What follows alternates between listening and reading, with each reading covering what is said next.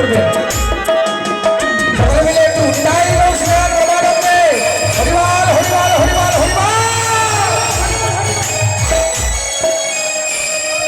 অবশ্যই মায়ের এবছরে সন্তান আসবে কালে, চিন্তার কারণ নাই। হরিবল হরিবল।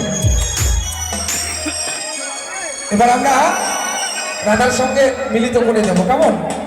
যশোদা সুন্দর করে মাকে গোপালকে ধূপ ধুনা দিয়ে আরতি করলো, মিষ্টি মিষ্টান্ন খাওয়ালো।